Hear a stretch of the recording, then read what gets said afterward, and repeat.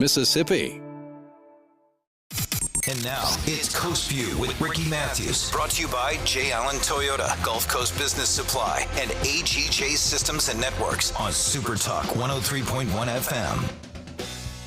Welcome to Coast Vue, the show that celebrates every single morning right here on 103.1 or on your social media platforms or podcast platforms. The people who are working so hard every single day to make coastal Mississippi a better place to live, work, and play. And I'm always honored to be here, and thank you so much for joining us. Hey, I've got a great quote today. I don't know who said it, but it's a good one, and I may have shared it before along the way, but I think if I have, it's certainly worthy of being shared again. And it is this: true humility is staying teachable, regardless of how much you already know. And I've said it before 1,000 times on this show. The more we learn, the more we better learn how much we don't know. That life's a journey of discovery, and knowing how much you don't know keeps you humble and keeps you thirsty to learn more information. And I think sometimes social media can steer us in the wrong direction. And I want to share with you something that was in my Morning Brew newsletter this morning. Great newsletter that sort of compiles things. I've mentioned before, I'm a prior media guy, as you well know, and I get lots of different newsletters from all kinds of different publications every morning because I like to stay up on what's happening in the world. And here's one from the Morning Brew newsletter. It's a kind of a summary of some news that is really important. Here's what it said. Facebook and the Biden administration are going at it like two bighorn sheep on planet Earth. The social media company pushed back on Saturday against increasing criticism from the White House that the company is allowing the spread of COVID-19 vaccine misinformation. Some of that criticism is this. President Bush told reporters that social media firms were killing people. Second, White House press secretary said that health misinformation on social media is leading to people not taking the vaccine and people are dying as a result. And the Surgeon General said that they released their first formal advisory calling web-based vaccine misinformation an urgent threat to public health. No one likes to be accused of killing, so Facebook obviously did a post where they cited percentages of improvement for Facebook users in terms of the vaccine. But at the end of the day, the big picture is this. The CDC has called the recent surge in COVID cases, hospitalizations, and deaths a pandemic of the unvaccinated. More than 97% of the new hospitalizations from the Delta variant are for people who've not been vaccinated, the agency said. This isn't a new problem. For months, Facebook and other social media companies have been playing whack-a-mole with the accounts that falsely claim that COVID-19 vaccines don't work. And in parentheses, they said there's proven to be very highly effective in studies, including against the Delta variant. Facebook has taken steps to limit the spread of the vaccine misinformation, but the Biden administration thinks those actions have been toothless. I've talked about Facebook on this show a lot. I think their business model is flawed. It's based on the use of artificial intelligence. That way they don't have to have, human beings actually doing the work and, working through the work. AI, advanced artificial intelligence, is essentially machine learning, where they take this vast amount of our personal data and then they look for patterns in that data. Well, as an ad delivery format or tool, it's really brilliant, actually, because it knows what your likes are. It's able to deliver ads directly to you that are things that you're probably going to like. So as an ad delivery tool, it makes a lot of sense. But as a news feed tool, it can be incredibly deadly, and there can be unintended consequences. Just ask the people in Myanmar. Let me read to you from the New York Times. They posed as fans of pop stars and national heroes as they flooded Facebook with their hatred. One said Islam was a global threat to Buddhism. Another shared a false story about the rape of a Buddhist woman by a Muslim man. The Facebook posts were not from everyday internet users. Instead, they were from Myanmar military personnel who turned the social media network into a tool of ethnic cleansing, according to former military officials, researchers, and civilian officials in the state. It was a very systematic campaign. And this from the Guardian, over 25,000 people were killed by the Myanmar's army and allied Buddhist militias. And then on top of that, over 700,000 people had to leave the country. I should also point out that the Facebook's fix to this has been widely criticized. It's been sluggish at best. Here's what is said in The Guardian. But the tech giant's decision, drawing criticism from local civil society and human rights groups, who warned that the move appears ill-considered and inconsistent with international law. So as I said, it's hard to fix the problems that the platform creates. When you think about, for example, the misinformation that's being spread about COVID vaccines, again, nearly impossible, if not impossible, to stop the spread of that. Their business model is based on using artificial intelligence, so that if you think about how it's ultimately flawed, if you have to take into account the number of people that it would take to be able to deploy to solve these problems as they come up, well, they wouldn't be a business. They would go out of business. So the impact goes beyond misinformation as it relates to COVID that we're all worried about. I think it undermines society, and many people do. It also undermines our democracy. I did a post over the weekend, as did the CEO of the Business Council, Ashley Edwards. And what those posts revealed is just how bad the misinformation really is. I agree. The misinformation is literally killing people. Literally killing people. In the last 3 days, there have been 2,326 new cases of COVID, 3 additional deaths. And what I would really urge you to do is go to the State Department of Health website. There is a lot of vaccine information there. There's a number that you can call, 877-978-6453. That's 877-978-6453. You can just do a search of the State Department of Health website and get the information you need. But, if you've been a subject to this misinformation that's led you not to get the vaccine, go out there and seek valid information. At least if you're going to make a decision, make it based on the best information that you can get in front of you. So now let's shift gears. I cannot tell you how pleased I am today to have the special guest that we have today, the recently retired Chief Administrative Officer for the City of Gulfport, Dr. John Kelly. John, how are you doing, buddy? Ricky, I'm doing great. It's good to see you again. It's good to see you too. Listen, George Schlogel is a close friend, and over lots of years he has sung your praises. Just this morning, Billy Hughes and I talked, and he referred to you as the calm in the storm. He went on to talk about it wasn't just the work you did inside the city, but it's your work on the State Education Board, your incredible leadership on the national level for the American Cancer Society, or more specifically, right there in your church, your mentorship of young people. And then I had the opportunity to share, some notes with Brent War as well this morning, and he described you as wow. I think that's actually a good description. He said, it's hard to know where to start when talking about John Kelly. John's the best. He said that you were a member of his transition team, but after Katrina, he asked you to come out of retirement. You had already had a full career. Come out of retirement and run the municipal court system, which was literally devastated by the storm. And then he ultimately hired you after that experience with you in the municipal courts as the Chief Administrative Officer, the first African-American director in Gulfport's history. But he's right. You worked for the city. You went on to work for the city for 15 years, but you had already retired. Now you've retired a second time. And I referred to you when we were on, before the show started, that you're a cat with 9 careers.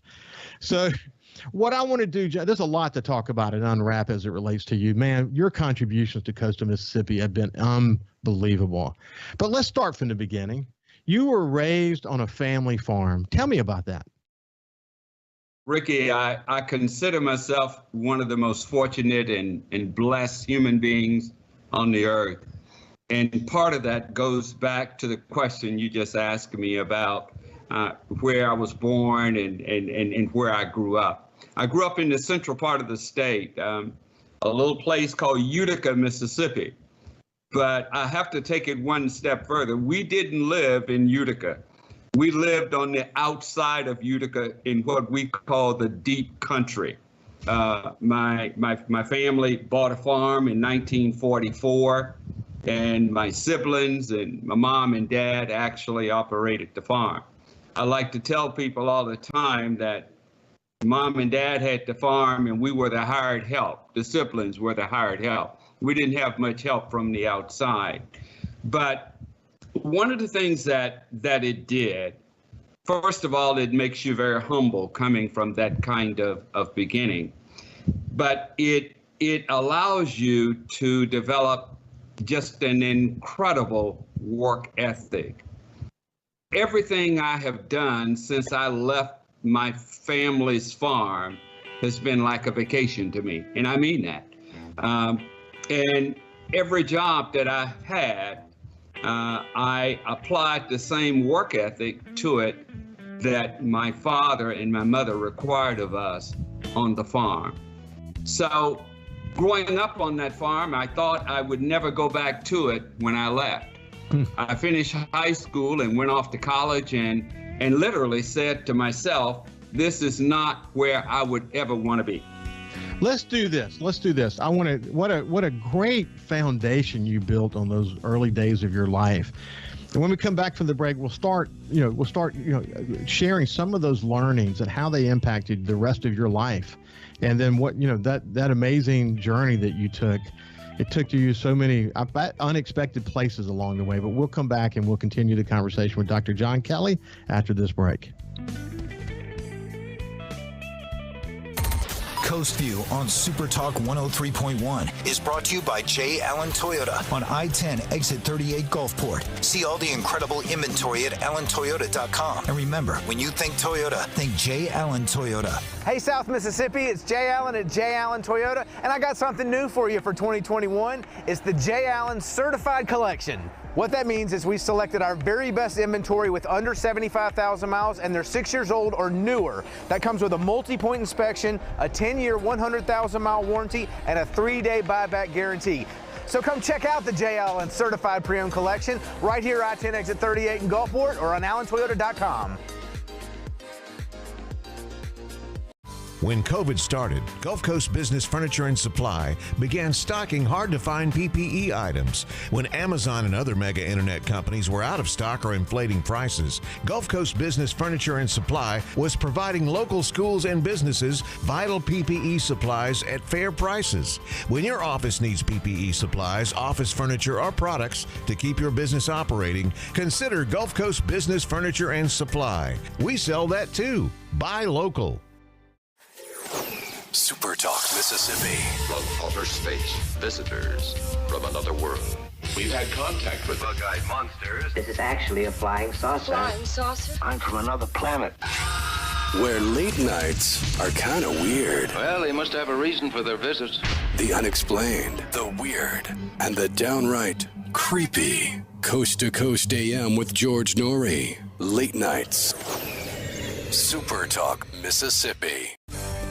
If Alexa's part of your life, you've got one more way to access SuperTalk. SuperTalk Mississippi is now available on Amazon Alexa devices. Once enabled, just say, Alexa, play SuperTalk Mississippi at any time and start listening. It's that easy. Just one more way to stay informed and connected with your state. Learn more at supertalk.fm/Alexa. SuperTalk Mississippi. SuperTalk Mississippi. Now available on Amazon Alexa devices. Feeling down? Here's your prescription for a daily dose of good news and positive vibes. Good Things with Rebecca Turner. Every afternoon, Rebecca highlights all the good things happening right here in the state you call home. Daily exposure to Good Things with Rebecca Turner may cause smiling, feelings of positivity, happiness, and even laughter. When you experience these symptoms, tell your friends to listen. Okay. Weekdays starting at 2 p.m. here on SuperTalk Mississippi and now on Amazon Alexa devices.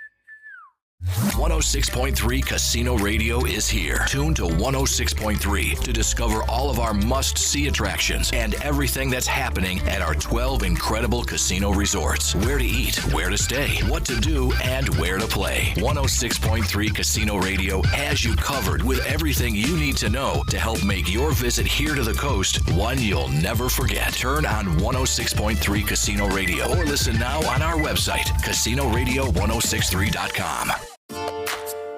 Talking to the people that help make the coast such a unique place to live.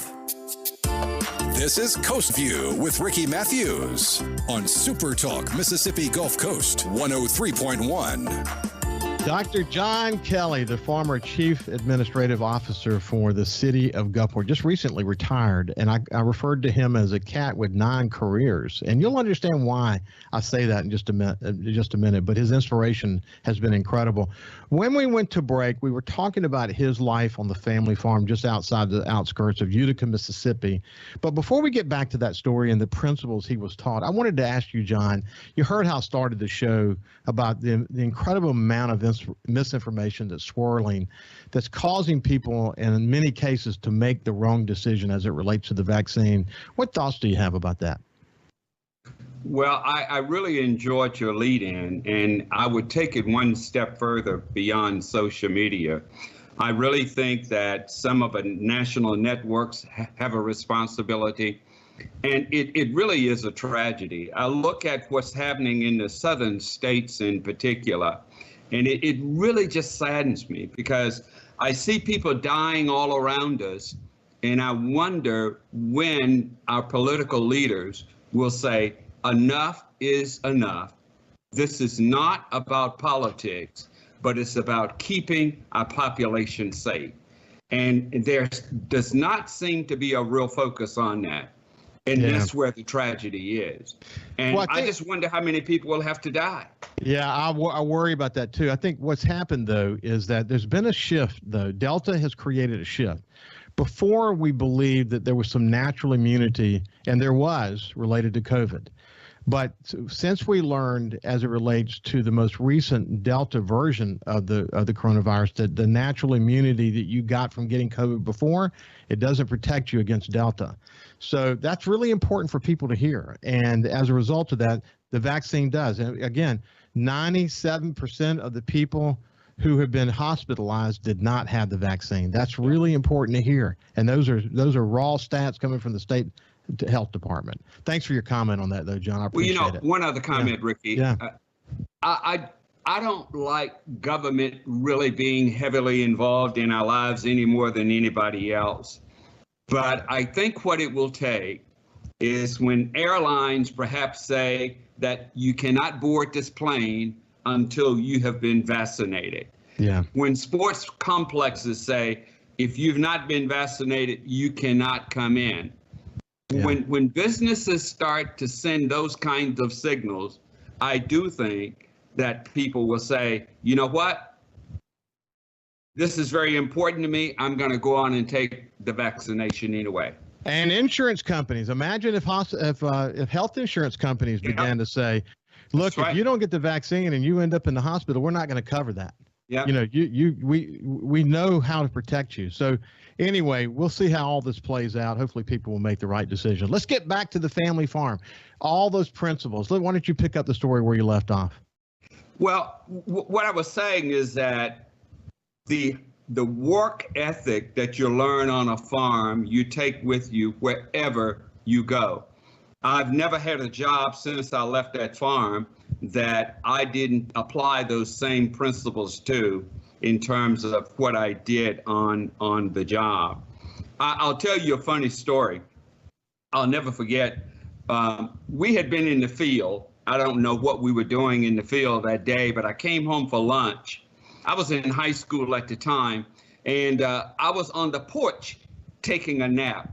At my family's house, we had this huge wraparound porch, and you would go and just get a pallet and lay out until Mom had lunch ready before you went back to the field.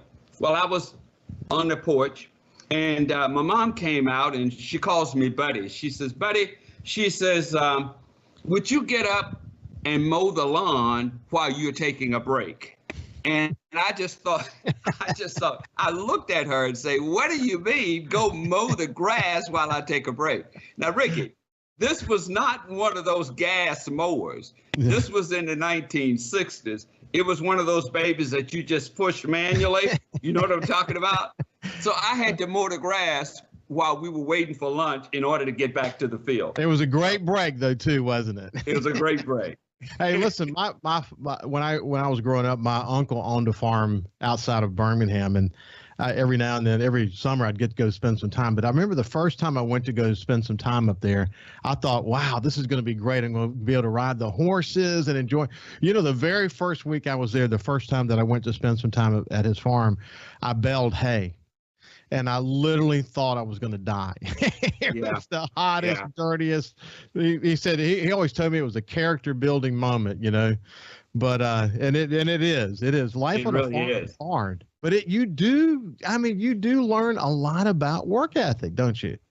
You do. And one of the things I was thinking about is I had said after high school I would never go back to the farm, that I'd had enough of it. And what I found is, as I had a few more birthdays and matured, I realized just how special the place is. The farm is still in the family. Our family home is still there. As a matter of fact, I'm preparing right now to build a second home on the farm so I can have a place to take my grandboys and do some of the things that I had the benefit of being able to do when I was growing up on it. So it's a special place, I tell you that. Oh, that is so cool. So you went on to Alcorn State, and you went to Wayne State, and ultimately got your PhD from the University of Southern Mississippi. How did you ultimately decide what you wanted to study? Well, that is also an interesting story. My first degree is in vocal music. I was a voice major. And I tell people all of the time that it was a meal ticket for me. Coming from a poor family, there was not a lot of money laying around that you could use for anything. So I got a scholarship. I got a full fellowship to Alcorn. In fact, I had one to 3 different institutions when I finished high school. So I was a voice major, and I sang and did all of that. And frankly, I knew from day one that I couldn't support a family. I was not going to Metropolitan Opera. I knew that if I were a school teacher, I probably could not support a family. So I had to find something else to do after Alcorn. So I graduated Alcorn in December, and had a full fellowship to Wayne State University, not Wayne State, but Michigan State the next year. But this was during the draft season. It was right in the middle of the Vietnam War. So literally 15 days after I graduated college, my number came up in the draft, and I found myself at Fort Polk, Louisiana, instead of Lansing, Michigan. So obviously I thought at the time that my life had come to an end, because I was not going to be able to do those things that I thought I wanted to do. And what happened was I went to Fort Polk, Louisiana, and spent 3 or 4 months there in training, and got shipped off to Frankfurt, Germany. And at the time, the Vietnam War was starting to wind down. We were the last battalion that went to Germany. Everybody else before us had gone to Vietnam, straight to Vietnam. I went to a holding station in Frankfurt, Germany, and there was not a battalion there to pick me up. And I'll never forget, I had a detail that next morning at 5 o'clock. I got in at 12 o'clock that night, 5 o'clock the next morning, I was on a detail. And the guy that was running the detail was a guy from Atlanta, Georgia. And he was just talking to all of us that was on detail. And somehow it came up that I had graduated college. And he says, "Why are you here?" And I said, "I got drafted." And he said, "Well, you know, there's a battalion waiting to pick you up, and you're going to the fields to prepare to go to Vietnam." He says, "This is a transition station. How would you like to stay here instead of going out to the field?" I said, "I'd like that." He said, "Well, I want you to go upstairs and get out of your fatigues, get into your dress uniform. I got an appointment with you with the commanding officer." He got me an appointment with the commanding officer. I went to see the commanding officer right off the detail, didn't get a chance to mop one floor. This is where the blessings come in. And the commanding, he told me, he said, "Take your records with you." I took my records, handed it to the commanding officer. He started flipping through my records. He says, I don't understand why you're here. He said, you really should be an officer. He said, having finished college with your test scores, you should be finished. You should be an officer. And I said, well, what's the difference? And I really didn't know the difference. He said, well, he says, as an officer, you're going to make a lot more money. And he says, secondly, he says, you get a chance to have some really wonderful experiences. He said, but it's a 3-year commitment instead of a 2-year commitment. I said, sir, I'll stay where I am. So I did. Oh, my goodness. Take the officer's route. Let's do this. When we come back, we'll pick it up right there. This is Dr. John Kelly, recently retired as the Chief Administrative Officer for the City of Gulfport, and an incredibly, incredibly inspiring man. So we'll be back after this break to continue the conversation.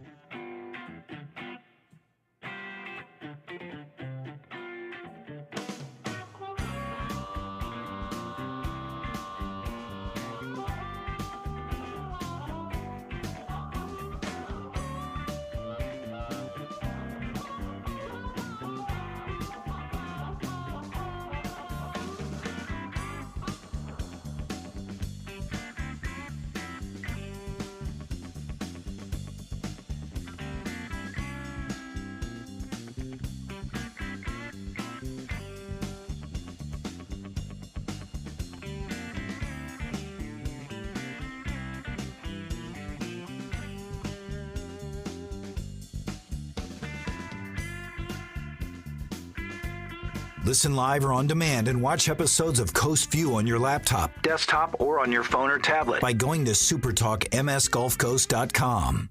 106.3 Casino Radio is here. Tune to 106.3 to discover all of our must-see attractions and everything that's happening at our 12 incredible casino resorts. Where to eat, where to stay, what to do, and where to play. 106.3 Casino Radio has you covered with everything you need to know to help make your visit here to the coast one you'll never forget. Turn on 106.3 Casino Radio or listen now on our website, casinoradio1063.com.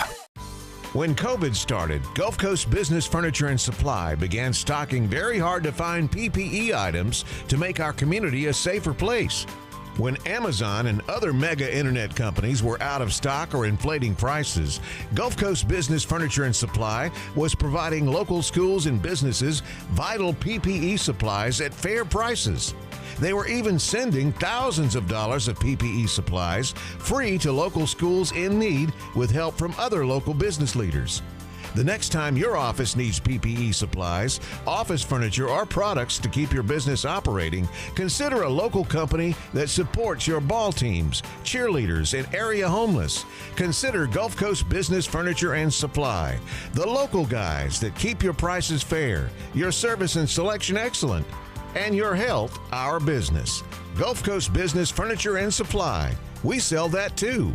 Buy local. SuperTalk.fm has a new look and is more informative than ever with expanded Mississippi news coverage, the latest Mississippi weather, Mississippi sports, and of course, the talk that's important to you. Every show, every podcast, and every late-breaking story. Constantly updating the news the second new developments happen. All in one place. The new SuperTalk.fm. Hey, South Mississippi, the future has arrived. It's 2021, and at J. Allen Toyota, we're here to serve you. Want to let you know that we have Allen's lifetime warranty on every new Toyota we sell. That also comes with Toyota Care. That's 2 years and 25,000 miles of complimentary maintenance. We have a great rental department. Our service department's ready to take care of your current vehicle. We're rolling out J. Allen certified pre-owned for 2021. You got to come to I-10 exit 38 right here in Gulfport. You're going to love what we have to offer. When you think Toyota, think Allen Toyota. Feeling down? Here's your prescription for a daily dose of good news and positive vibes. Good Things with Rebecca Turner. Every afternoon, Rebecca highlights all the good things happening right here in the state you call home. Daily exposure to Good Things with Rebecca Turner may cause smiling, feelings of positivity, happiness, and even laughter. When you experience these symptoms, tell your friends to listen. Okay. Weekdays starting at 2 p.m. here on SuperTalk Mississippi and now on Amazon Alexa devices. Hey, I'm Steve Azar, and you never know who or what you'll hear when I spend a Mississippi Minute with my friends. Talking to Paul Thorne, Mississippi true treasure, really incredible recording artist, singer, songwriter, has been doing it a long time, doing it the right way. It's almost like a Forrest Gump thing because, I was a boxer, / I worked in a furniture factory, / I had a gig 2 nights a week playing my acoustic guitar in a pizza restaurant, / I was in the National Guard, and, Wow. All this stuff was going on at the same time. / I had a writing contract with Rick Hall and Fame. In a Mississippi Minute. Be sure to check out In a Mississippi Minute with me, Steve Azar, right here on SuperTalk Mississippi, the SuperTalk Mississippi app, and now available on iTunes, Google Play, and Stitcher. Whether you're brand new to the DIY craze or a seasoned veteran, the Handyman Show has something for you. Buddy Slowick shares tips and tricks on everything from odd jobs to complete build-outs, from small home repairs to serious construction. So no matter if you're at the master carpenter level or not quite sure how to use a level, the Handyman Show answers your questions with a healthy dose of humor and some great music too. Saturdays, 10 to noon on SuperTalk Mississippi and on SuperTalk TV. SuperTalk Mississippi. Just seems to me people have so much invested in not telling the truth. When you want the truth. Simply because it might hurt some feelings. And nothing but the truth. Lose some subscribers. You want the Gallo Radio Show. I just think in this audience, you still believe that if you tell the truth, you come out ahead. The Gallo Radio Show. And if you tell yourself otherwise, you're lying to yourself. Mornings on SuperTalk Mississippi. And now, it's Coast Vue with Ricky Mathews. Brought to you by J. Allen Toyota, Gulf Coast Business Supply, and AGJ Systems and Networks on SuperTalk 103.1 FM. Welcome back to Coast Vue. We're having a terrific conversation with Dr. John Kelly, recently retired as a Chief Administrative Officer for the City of Gulfport. And when we went to break, he graduated from college. Now he finds himself, after getting drafted in Germany, he has this opportunity to do a 3-year commitment, which would have made him an officer, or stay a non-officer and do a 2-year commitment. He chose the 2-year commitment. Pick it up from there, John. I did take the 2-year commitment, Ricky. He said, okay, that's fine. He said, I have an officer's billet that I want to give you that you can run as an enlisted person. He said, we have the need for an education officer. Remember, during this time, there were a lot of people going into the military that didn't even have high school diplomas, let alone college. So he said, what I want you to do is when we have people come in without any high school training or not having finished high school or want to go to college, we can get them enrolled in programs where they can get their high school diplomas. Wayne State University also had a campus at Frankfurt, Germany. So I took the job and did just that, started to get people to get their high school diplomas, but we had others who had started college who had not finished. I got them enrolled at Wayne State. I enrolled in the master's program there at Wayne State, and during my 2 years there, I was able to finish up a master's degree from Wayne State University. Mm-hmm. So that was my experience with the military. I look back on that. That was one of the greatest opportunities in my lifetime. I got a chance to do travel that I probably would not have ever had the opportunity to do. But not only that, met some incredible people. There was one gentleman from Natchez, Mississippi. He was the sergeant major of my battalion. Ricky, there were times when I didn't have money to pay my tuition to Wayne State. And this surrogate father from Natchez, Mississippi, that just knew I was a Mississippian, wanted to do good, he would oftentimes pay my tuition. There were times he would not even let me reimburse him. So when I say I've been blessed, I have really been blessed. Well, that actually ultimately, and we don't have time to go through all of that because I want to move to City of Gulfport in a second, but it ultimately sort of introduced you to a career not necessarily in the military, but with the Department of Defense. You actually retired as a senior executive there. You had tremendous responsibility throughout your career there. That was a great time in your life, wasn't it? It was a great time in my life. 10 years before that, though, I spent with Mississippi State University. When I came from the military, I started my career with Mississippi State University Cooperative Extension Service. Did 5 years with them, took a sabbatical leave for 2 years, went back and got my doctorate, came back and worked for them, and then went to the Department of Defense in 1983. The job that I had there was director of what we call the Fleet and Family Support Program at CVC Gulfport. In that role, we took care of service members and their families. If members were transitioning from the military, we helped them prepare for civilian careers. If spouses or military members needed psychological counseling, we had psychologists and social workers to actually work with them through whatever the issues were. If there were anybody involved in spousal abuse, our counselors and psychologists took care of all of those needs right there within the center itself. I was director of that center for about 15 years, and after that, I took the job that you referred to down in Jacksonville, Florida, as a regional director for the Community and Support Program for NAS Jacksonville, but it was Navy Region Southeast was the organization. Yes. 12 military installations we had responsibility for in 8 different states that included Puerto Rico and Guantanamo Bay, Cuba. It was a wonderful, wonderful career. 68. I retired in 2005. 6,800 employees, $600 million budget, big stuff. But in 2005, you retired. Hurricane Katrina hits.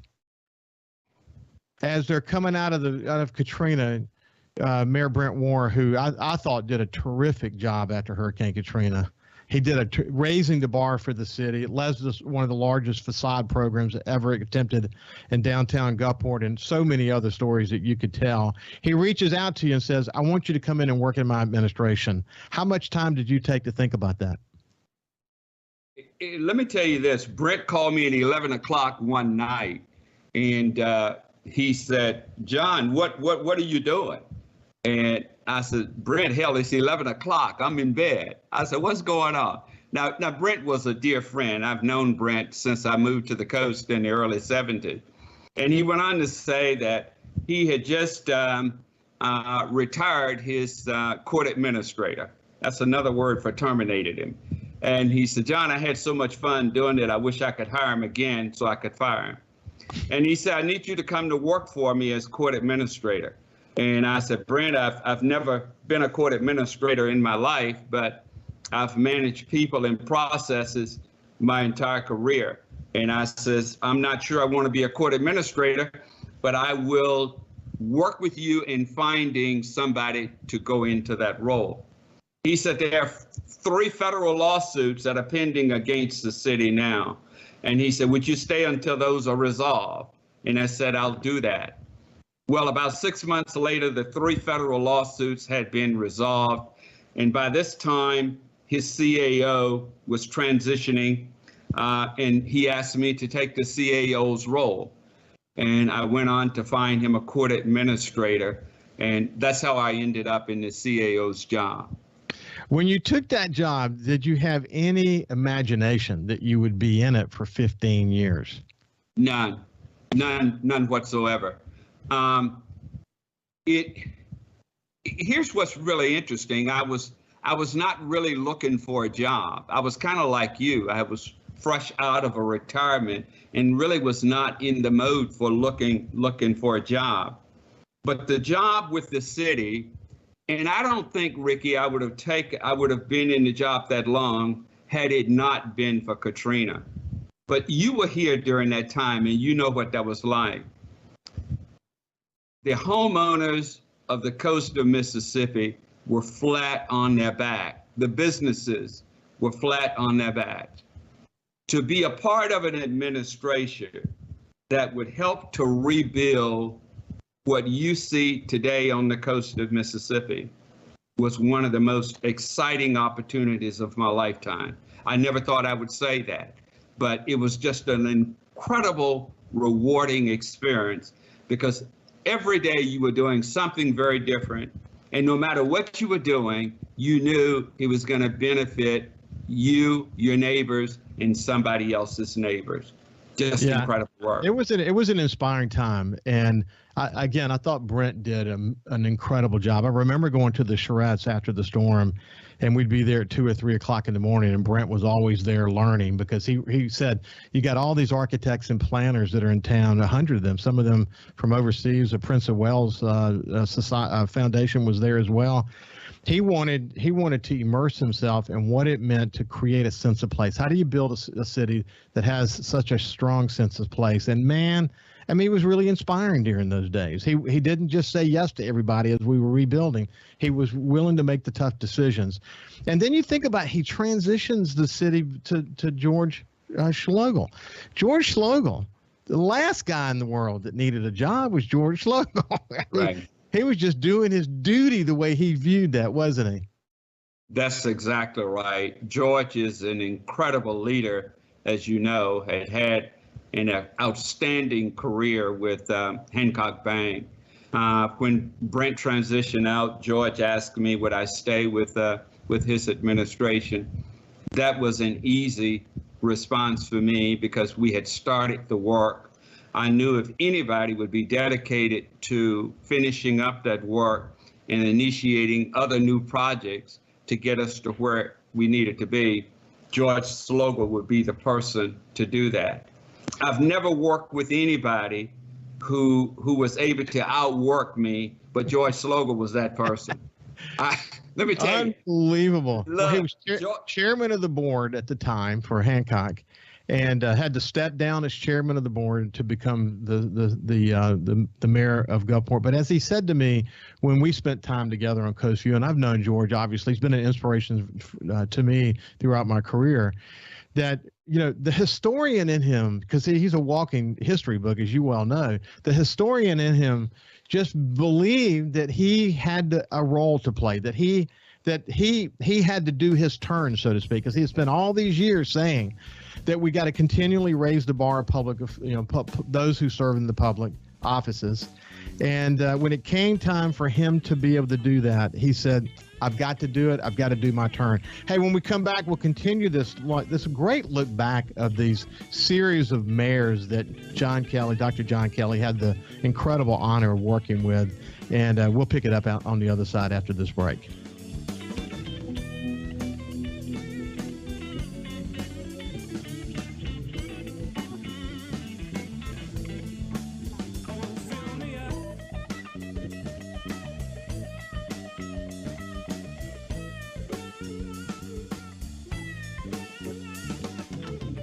You can also listen live to SuperTalk Mississippi Gulf Coast 103.1 on your Amazon Alexa devices. Once you've enabled the skill, just say, Alexa, open SuperTalk Mississippi Gulf Coast. SuperTalk.fm has a new look and is more informative than ever with expanded Mississippi news coverage, the latest Mississippi weather, Mississippi sports, and of course, the talk that's important to you. Every show, every podcast, and every late-breaking story. Constantly updating the news the second new developments happen. All in one place. The new SuperTalk.fm. Hey, South Mississippi, it's Jay Allen at Jay Allen Toyota, and I got something new for you for 2021. It's the Jay Allen Certified Collection. What that means is we selected our very best inventory with under 75,000 miles, and they're 6 years old or newer. That comes with a multi-point inspection, a 10-year, 100,000-mile warranty, and a 3-day buyback guarantee. So come check out the Jay Allen Certified Pre-Owned Collection right here, I-10 exit 38 in Gulfport, or on allentoyota.com. When COVID started, Gulf Coast Business Furniture and Supply began stocking hard-to-find PPE items. When Amazon and other mega internet companies were out of stock or inflating prices, Gulf Coast Business Furniture and Supply was providing local schools and businesses vital PPE supplies at fair prices. When your office needs PPE supplies, office furniture, or products to keep your business operating, consider Gulf Coast Business Furniture and Supply. We sell that too. Buy local. SuperTalk Mississippi. Just seems to me people have so much invested in not telling the truth. When you want the truth. Simply because it might hurt some feelings. And nothing but the truth. Lose some subscribers. You want the Gallo Radio Show. I just think in this audience, you still believe that if you tell the truth, you come out ahead. The Gallo Radio Show. And if you tell yourself otherwise, you're lying to yourself. Mornings on SuperTalk Mississippi. SuperTalk Mississippi, your new home for the Ben Shapiro Show. We don't hold back. We never shy away from telling you the truth. The most electrifying national talk show on air today. We have the most important guests and the biggest thinkers in America. Ben Shapiro, brutally breaking down the issues of the day. From politics to pop culture, we take a look at all of it. So don't miss out. Weeknights at 9. For something new and unique in talk radio, take a listen to The Ben Shapiro Show. On SuperTalk Mississippi. Hey, I'm Steve Azar, and you never know who or what you'll hear when I spend a Mississippi Minute with my friends. We're talking to Dale Berra. Take me back to growing up and what it was like in the household with a dad like Yogi Berra. You know, we grew up with his funny sayings. You know, I remember Dad managing the Mets, and me, Larry, and Timmy are watching the game on TV. And all of a sudden, two streakers run out of the stands on TV, and the camera flips away from them. So when he gets home, me, Larry, and Timmy say, "Hey, Dad, those streakers, what were they, boys or girls? We need to know." And Dad looked us right in the eye and said, "I couldn't tell. They had bags over their heads." In a Mississippi Minute. Be sure to check out In a Mississippi Minute with me, Steve Azar, right here on SuperTalk Mississippi, the SuperTalk Mississippi app, and now available on iTunes, Google Play, and Stitcher. 106.3 Casino Radio is here. Tune to 106.3 to discover all of our must-see attractions and everything that's happening at our 12 incredible casino resorts. Where to eat, where to stay, what to do, and where to play. 106.3 Casino Radio has you covered with everything you need to know to help make your visit here to the coast one you'll never forget. Turn on 106.3 Casino Radio or listen now on our website, casinoradio1063.com. Talking to the people that help make the coast such a unique place to live. This is Coast Vue with Ricky Mathews on SuperTalk Mississippi Gulf Coast 103.1. You know, it's impossible on Coast Vue to really reflect in the kind of detailed level on someone like John Kelly in an hour-long program like we're having today. It's impossible. I mean, we could have done a whole show on the amount of work that he's done in the community over all these years, both on the local level, the state level, and the national level. Just don't have the time to do it, but just know that community service is incredibly important to him. That's why he stayed in this job as the chief administrative officer for the city for 15 years. But when we went to break, we're talking about that transition from Brent Ward to George Schlogel and the incredible commitment that George made to the city. You can say whatever you want to say about that and then talk about the transition to Billy Hughes. Billy is an incredible leader as well. One of the things that Billy brought to the job that George nor Brent brought, and that was his political connections throughout the state. Just having come out of the Senate and all of the relationships in Jackson just gave us access to all of the people that we needed to be in contact with to do what we needed to do. And as a result of that, Ricky, you probably know that between Hurricane Katrina up to this point, the city of Gulfport has literally been the recipient of hundreds of millions of dollars. I mean, hundreds of millions of dollars. And these were grants that came from the Department of Justice, grants that came from HUD, grants that came from the state legislature, we were able to have access to all of that. But here's the other thing I would say about that. We never had one audit. We had audits, but we never had one audit that we didn't come out of with a clean slate. When you have hundreds of millions of dollars that come through an organization, generally people will find something. They never found anything. I think that's an incredible testimony to the leadership of people like Brent, George, and Billy, and our cadre of staff people. Here's what I learned from all of that, though. I learned from that the mayor and the CAO cannot do that alone. It took a cast of people. And Jim Collins said in his book, he talked a lot about going from good to great. And one of the things he said is that one of the biggest impediments of a good organization becoming a great organization is to get comfortable being good. When you get comfortable being good, you never aspire to be a great organization. Every day, the staff at Gulfport woke up wanting to be a better organization and worked hard to do that. And with that cadre of people, we were able to build the city as you see it today. And I would say to you, with all of the things that's in place right now, with the just finishing up of the Mississippi Aquarium, the next 10 years for this coast of Mississippi, more specifically the city of Gulfport, will be very bright. And there's no doubt in my mind, our population is going to grow. I was listening to Milton from Coast Mississippi earlier, and he was talking about how tourism is up. Tourism is up because we have built a place where people want to come. Not only that, we've built a place where people want to come and live and visit. And I think you'll see a continuation of that. Hey, when I stand on the campus of the Mississippi Aquarium looking out over this incredible small craft harbor that was rebuilt in this amazing way, and then, you know, this wonderful structure that's part of Jim Barksdale's contribution. And I think about, as you look over further toward the west and you think about the emergence of the blue economy and then the mixed-use developments that are being planned for downtown Gulfport, when you stand there in that same place and see that thing that I'm describing, those things that I'm describing, what comes to your mind? What sense of pride do you have about all of that? It is humbling. First of all, it is very humbling.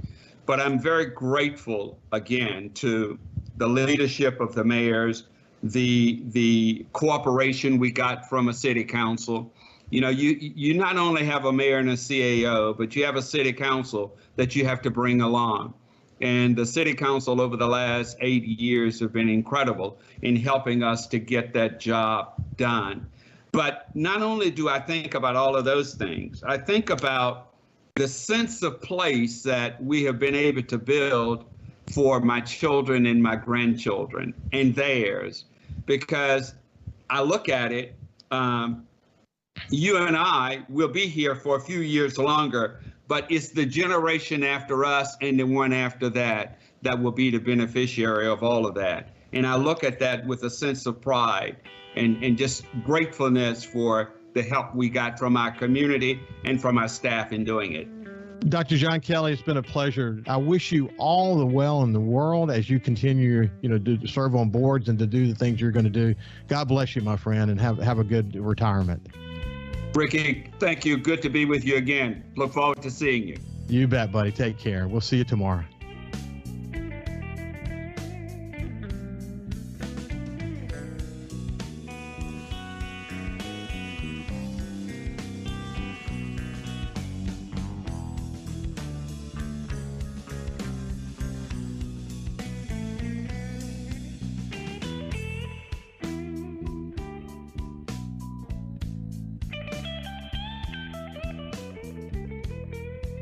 Follow SuperTalk Mississippi Gulf Coast 103.1 on Facebook. Facebook.com/SuperTalk MS Coast 103.1.